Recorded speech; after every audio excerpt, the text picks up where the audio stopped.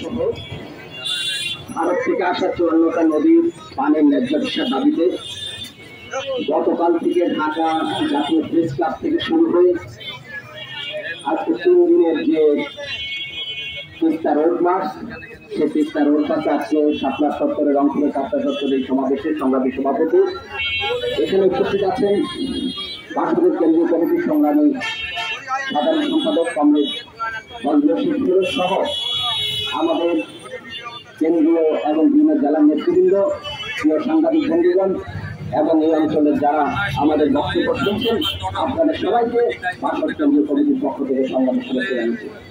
এই অবস্থায় প্রতি বছর আমরা বাসুদেব পক্ষ থেকে আপনারা জানেন যে আমরা অন্তত তিস্তার দাবিতে, তিস্তার পানির ন্যায্য বিষয়ের দাবিতে আমরা এই রোড মার্চ বা লং মার্চ এক এক সময় এক একটা প্রোগ্রাম আমরা করে থাকি। আমাদের দেশের জনগণের প্রাণের দাবি উত্তরবঙ্গের মরুকরণের হাত থেকে উত্তরবঙ্গকে রক্ষা করতে হবে। যদি উত্তরবঙ্গ মরুকরণের দিকে যায় তাহলে আমাদের শস্য ভাণ্ডার সেখানে ক্ষতিগ্রস্ত হবে, শুধু উত্তরবঙ্গ ক্ষতিগ্রস্ত হবে না, সারা দেশ ক্ষতিগ্রস্ত হবে।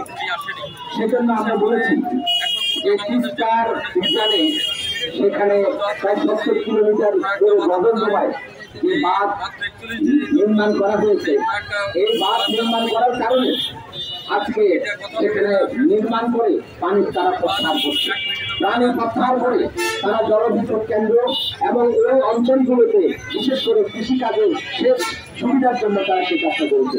ইতিমধ্যে তারা আরো 2টি ক্যানেল তারা সিদ্ধান্ত নিয়েছে, 2টি ক্যানেল তারা সেখানে তৈরি করবে, করে কুচবিহার সেখানে জলপাইগুড়ি সহ এই অঞ্চলে তারা আরো কৃষি সেখানে করার জন্য, পানি শেষের জন্য তারা সেই ব্যবস্থা করছে। এই যে পরিস্থিতি, যদি আরো 2টি ক্যানেল হয় তাহলে আমাদের অবস্থা কি হবে? যেখানে 10,000 কিউসেক পানি থাকার কথা এই শুষ্ক মৌসুমে, সেখানে মাত্র 500 কিউসেক পানি থাকে। এইরকম একটা বিপর্যয়, এই বিপর্যয়ের হাত থেকে আমরা আমাদের দেশটাকে বাঁচাতে চাই। কিন্তু ভারত শুধুমাত্র ওই তিস্তার করে না, শুধুমাত্র প্রায় 54টা নদীর মধ্যে 51টা নদীর সামনে তারা এই বাঁধ দিয়েছে। এই 51টা নদীর সামনে যে বাঁধটা তারা দিয়েছে তাতে আমরা দেখি যে আমাদের দেশটা সুজলা সুফলা শস্য শ্যামলতা, আমাদের যে দেশ নদীমাতৃক আমাদের যে দেশ, সেই নদীমাতৃক দেশটা আজকে দিকে ধ্বংসের দিকে চলে যাচ্ছে। আমাদের দেশে 1200 নদীর কথা বলা আছে, এমনকি তারও আগে আমরা জানি যে আইনি আগ পরিস্থিতি সেখানেও প্রায় 1600 নদীর কথা বলা আছে। তাহলে সেখানে আজকে সরকারি হিসাবে মাত্র 230টা নদী, 230টা নদী প্রায় 60 পড়ে গেছে এবং 230টা নদী প্রায় মরে যেতে বসেছে। এইরকম একটা পরিস্থিতিতে আজকে বাসুদেব উত্তরে আমরা এই রোড মার্চটা করছি।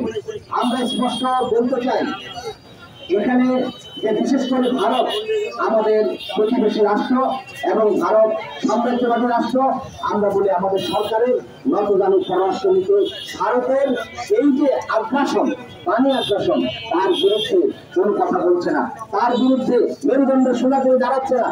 আমরা বলি মাননীয় প্রধানমন্ত্রী সেখানে 2019 সালে আপনারা জানেন ভারতে গিয়ে ফেনী নদীর পানির চুক্তি করেছিল।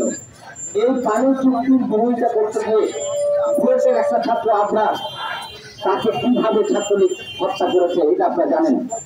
কিন্তু মাননীয় প্রধানমন্ত্রী ফেনী নদীর পানি ভারতকে দিতে পারেন আর আমরা তিস্তার পানি আমরা পাবো না, এটা হতে পারে না।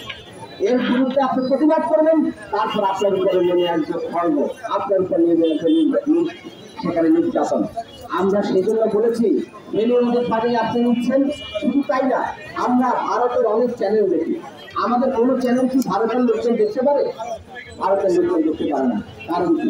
আমাদের ভারতের সাথে যে বাণিজ্য ঘাটতি, একটা ভয়াবহ বাণিজ্য ঘাটতি, সে বাণিজ্য ঘাটতি দূর করার ক্ষেত্রে আমাদের দেশের সরকারের মেরুদণ্ড সোজা করে যে দাঁড়িয়ে সে ব্যবস্থা নেবে, সে ব্যবস্থা তারা করছে না। এইভাবে ভারতের সাথে আমাদের কাঁটা তারের বেড়া ভারত দিয়েছে, আর ওই মেক্সিকোতে চ্যালেঞ্জ কাঁটা তারের বেড়া আছে, সেই আমেরিকা মেক্সিকো সীমান্ত সেখানে কাঁটা তারের বেড়া দিয়ে রেখেছে।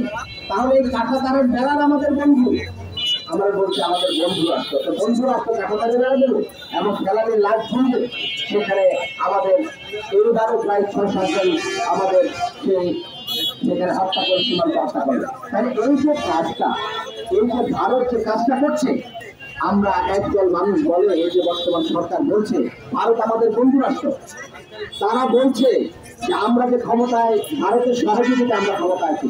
আপনি দেখছেন তাদের বিভিন্ন মন্ত্রীর বক্তব্য। আর সামগ্রিকভাবে বলছি, অর্থাৎ নিজেদের যদি সেরকম মেরুদণ্ড থাকে এই কথা কেউ বলতে পারে? তাহলে ভারতের আজকে এই তিস্তার পানির উপরে আমাদের দেশের জনগণের যে দাবি, আমরা ভাটের দেশ এবং আন্তর্জাতিক নিয়ম নীতি যেটা আছে সেটা হলো ভারতের যেসব দেশ অথবা আন্তর্জাতিক নদী যেসব দেশের উপর দিয়ে প্রবাহিত হয় সেই সব দেশগুলো যৌথভাবে বসে তারপরে তারা সিদ্ধান্ত নিতে হয় কে কতটুকু পানি পাবে। কিন্তু সেই জায়গায় ভারত কোনো কিছুই রক্ষা করে না, আন্তর্জাতিক নিয়ম নীতি লঙ্ঘন করে সেই তিস্তার পানি প্রত্যাহার করছে। আমরা বলছি ভারতের প্রধানমন্ত্রী এবং ভারতের প্রেসিডেন্ট সহ ভারতের বিভিন্ন কর্তা ব্যক্তিরা ইতিমধ্যে 35 বার তারা প্রতিশ্রুতি দিয়েছে তিস্তা চুক্তির কথা, 35 বার। এবং আপনারা জানেন যে 2011 সালে মনমোহন সিং এই বাংলাদেশে এসেছিল, তার প্রধান এজেন্ডা কি ছিল? তিস্তা চুক্তি করবে। কিন্তু এখানে এসে আমরা দেখেছি তিনি ওই মমতার কথা বলে, মমতা ব্যানার্জির কথা বলে তারপর তিনি তা বললেন যে পশ্চিমবঙ্গের মুখ্যমন্ত্রী তিনি তো চাচ্ছেন না, সেই কারণে চুক্তিটা হলো। এইভাবে আমরা দেখি ভারত ওই কৃতজ্ঞতাবাদ দেয়া তাকে কেন্দ্র করে আমরা সেখানে লংমার্চ করেছি, তার প্রতিবাদ করেছি। এইভাবে আমাদের নদীগুলো সেখানে উজানে